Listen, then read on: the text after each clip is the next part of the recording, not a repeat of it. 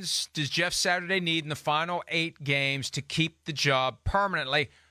And in answering that question, factor in the possibility of 0, that he's already got it.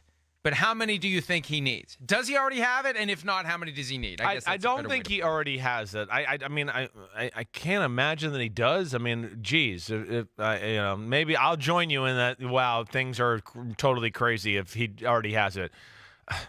I don't think it's going to take much, really. If they're like somewhat competitive, if they win 3 games, I think there's a chance he has it. Wow. And 3 of those 8 games, standalone, prime time. Week 12, Monday Night Football hosting the Steelers. Week 13 at the Cowboys on NBC Sunday night.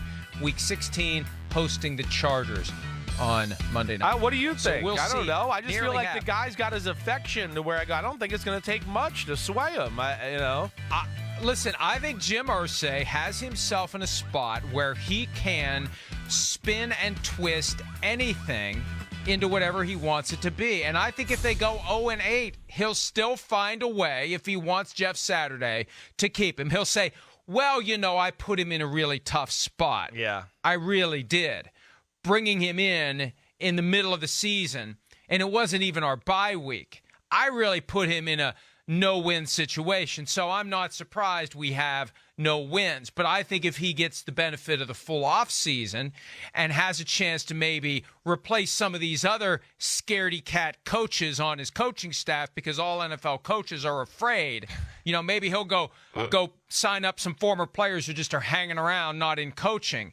But I just think, based on what we've seen this week, this is the ultimate exercise in self-delusion, that you can come up with an argument. Maybe Jim Irsay would have been a really good lawyer. You can come up with an argument to support any damn thing you want to do.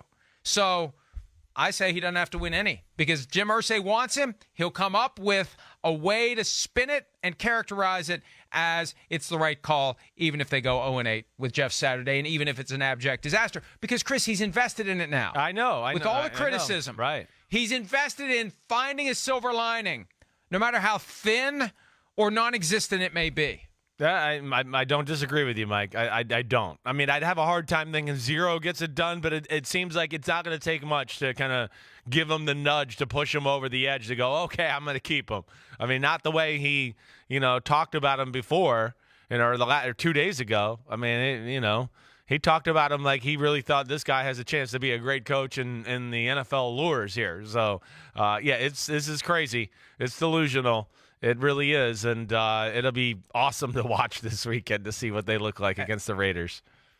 And I really do hope, based on everything we've heard and seen this week, that no other candidates will agree to be interviewed for the job.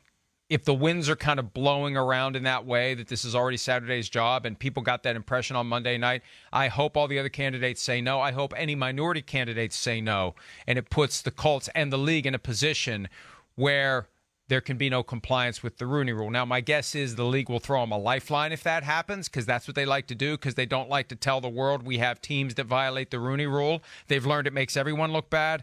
But I hope that this sham that we've seen results in truly qualified candidates passing on the opportunity to work for Jim Irsay. Hi, it's Mike Florio. Thanks for watching PFT on YouTube. Hit subscribe for the latest news and analysis from Pro Football Talk.